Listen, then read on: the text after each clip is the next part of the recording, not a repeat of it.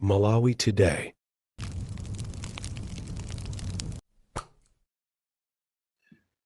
The DC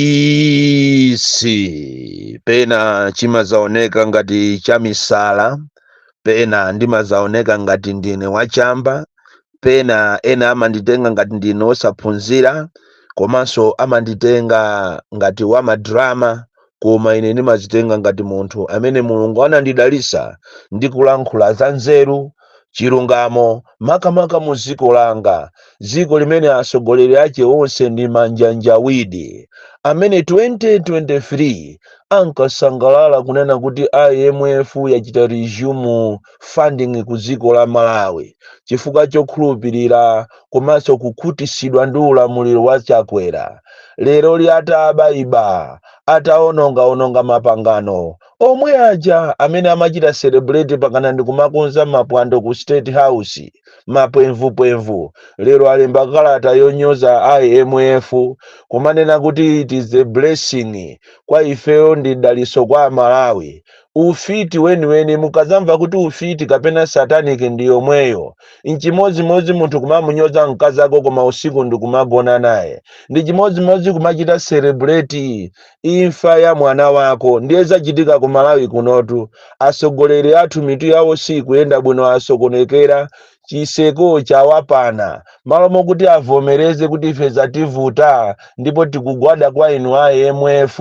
popeza zinthu tsopano zikwera kwambiri. Amalawi aona mikungwirima yopsa. Tikunena pano ngakhale shuga, amene shuga ndi commodity yovuta kwambiri, shuga wopangidwa kudwangwa, kusalima komanso kuirovo kunchalo, akugulitsidwa maiko akunja ati azioneka ngati ndi dziko limene likuchita export zinthu. Chikhalire cho anthu akewo akuvutika kopsa, ndipo Amalawi tikunena pano shuga wakwana 5,000 kwacha paketi. Kumadabwa kuti koma shuga yamapangidwa ati konkuno. Izitu ndizodabwisa kulira mmene akulirira Amalawi, chimozimozinso mmene akulirira alimi afodya, ndipo ndizomvetsa chisoni kunena kuti munthu amawononga ndalama zace kugula fetereza odula,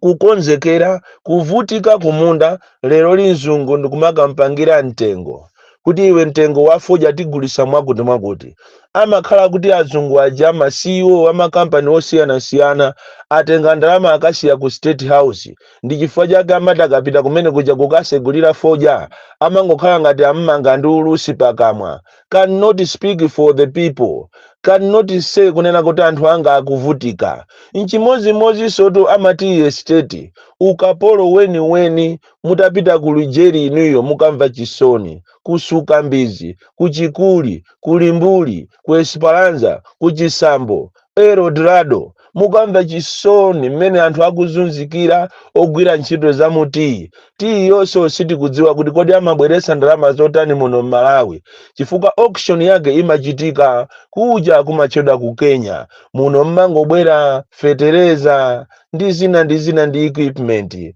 Palibe dziko la Malawi kuti lipindule, amapindula ndi andalewo akalandira ma US dollars. Awako asunga nyumba ina kulilongweku kwa munthu ina makatoni Kwa abale, dziko lino la Malawi ndi dziko lovuta kwambiri. Anthu ayamba kale kusunga ma US dollars, kumasunga ma US dollars makatoni m'manyumba mwawo, kukonzekera ati khaya kuti munapota khala kuti pali emergency. Nkhani zanga za lero si zambiri, nkhani yanga ndi imodzi, nkhani yanga yayikulu ndi imodzi. Chenjezo kwa inu a opposition. Tikamanena opposition tikunena iwe Atupele Muluzi, Kabambe, Peter Mutharika, Joyce Banda, Chihana Nankhumwa, Prophet Mbewe ndi ena onse amene muli ku opposition. Musasangalale kwambiri posatira announcement kapena kulengeza kumene alengeza ameki kunena kuti zisankho zidzakhala zamanyo. zisankho zizawerengedwa pamanja ndipo alese azasainira machini ajasadzagwira ntchito chati chubwi sichinaoloke koma chati kapakapa akanakhala kuti pa press conference paja anenapo kunena kuti komanso transferring of votes tizapangaso manuale mukanasekerera izozo ndiye muzifunse komanso akananena kuti pakali pano tikuyitana inu a opposition kuti muzachite audit sopano mukanasekerera kunali meeting ya emergency Malawi First ataitanisa press conference ndikupereka 14-day ultimatum imene ikutha pa 21 kuyitanisa mademo odana ndi mmene akuyendesera mekiyo kunena kuti tikufuna auditing komanso sitikufuna mathematic machine komanso a DPP atatuluka ndikunena kuti iwo sakukondwera nazo ndipo akufuna alembere makalata ku maiko akunja izi zawapangisa ameki komanso a MCP ndi a NRB kuyitanisa meeting ya zizizi ndikukakambirana kuti TNT apusise akulu ichi ndi chilungamo chaketu TNT apusise akulu wose ya opposition tikhale ngati tavomereza kunena kuti zisankho zizayenda manyo koma akukuta katani ndikufuna mudziwe izi kunena kuti inu a opposition uwu ndi msomali wanu omaliza ngati simuyitanisa audit komanso ngati simuchita demand kunena kuti pazakhale electronic transferring of votes pazakhale manyo magalimoto ame komanso ma independent auditors apite akafufuze mwathera pompo imene ija ndi film mwina ndingokupasani ka background kunena kuti last year ku Makra kunabwera what we call broadcasting monitoring system yochokera ku company yochedwa Bahamas ndipo munyama wake ndi wa ku Ghana abambo otchedwa Baba Halidu Musa amene amacheza ku State House amene akhala akugona ku presidential hotel uko ku BICC ndipo akulu akumene kwa MCP amakakumana nawo monitoring machine imene iyi pa siku ili izakwanisa kuzimisa ma network ama cellphone komanso izakwanisa kuseka ma network ama radio station private ndipo ndi pamene mwamva inu kuti izalengeza ndi MBC yokha ndipo akwanisa kuchita deploy a police ochuluka ku MBC ko ndi pamene inu muti muzathere ndafuna ndikuchiteni woni kunena kuti zimene zijazo ndi filimu akukuna mizani inu Mungu ayitanisa ku nsonkhano mwafunse kuti kodi somano mukunena kuti tizapanga manyo nanga nkhani yochita transfer mavosi kuchokera ku constituency kukafika ku tale center izayenda bwanji akuuzani kuti tizapanga electronically ndi pamene muti muzabandulidwe inu atupere akabambe APM ndi pamene muti muzaswedwe inu amayi Joyce Banda ndi pamene muti muzapwetekedwe pamphuno achakufa Chihana Enoki a Prophet Mbewe inu anankhumwa nonse amene a opposition muzabandulidwa imene jandi filimu cholinga kuti akuopa mademo komanso akuopa ma sanctions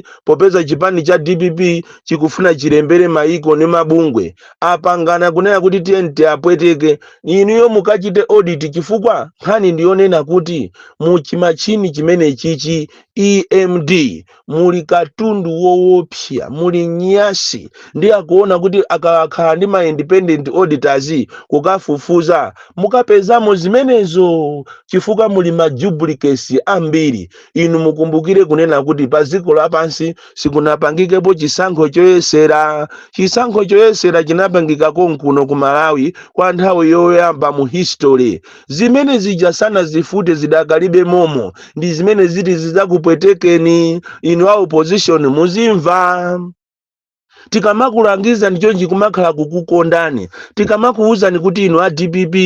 musamapange mazisankho za ma primary kuayitanisa anthu ku region apapa mukupwetekesa kapena kuwonongesa chipani musamazunze anthu musamachite impose anthu tamva kuti ati kumene ku anthu mukumachita impose munagwirizana kuti ma MP onse oseva amene wo akapambane chonje anthu onse obwera mulibe nawo ntchito izi zipangisa kuti kukhale ma ma independent ndizijamuna panga 2014 chisanzo ndi chakwa Musowa munamuchita impose Luka, chisanzo ndi chakwa Kachiko, chisanzo ndi chakwa Chazama, timakuuzani koma mapanga makane lero likubwera ma independent opsya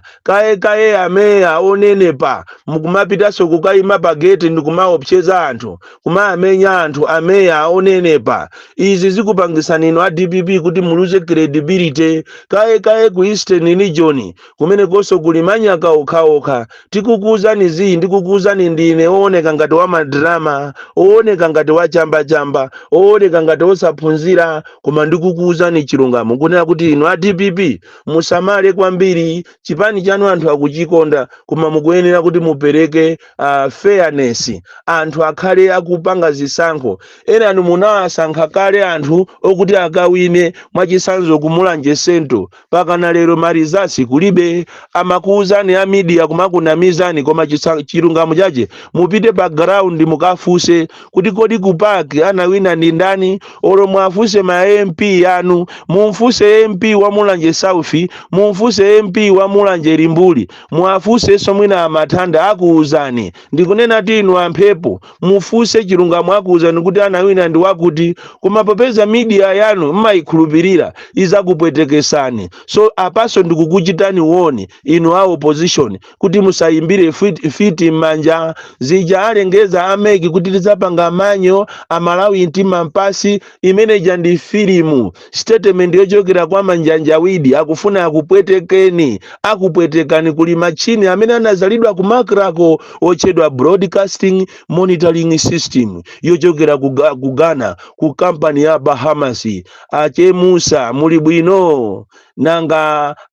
Meki Chair muli bwino, nanga spokesperson ameki muli bwino, nanga akuluakulu ochokera ku MCP muli bwino. Ma meeting yanu akuyenda bwanji ofuna kumapusisa anthu a opposition kufuna kuti muzabere zisankho pamene ziko sili kukufunani. Andi mukanakhala kuti kukambo kwanuko muli ndi anthu amene amapanga kafukufuku weni akuuzani kuti Chakwera palibe amene akumfuna muziko lino, koma ena numapita kumakamuuza Chakwera kuti bwana inuyo bwana anthu akukufunaniko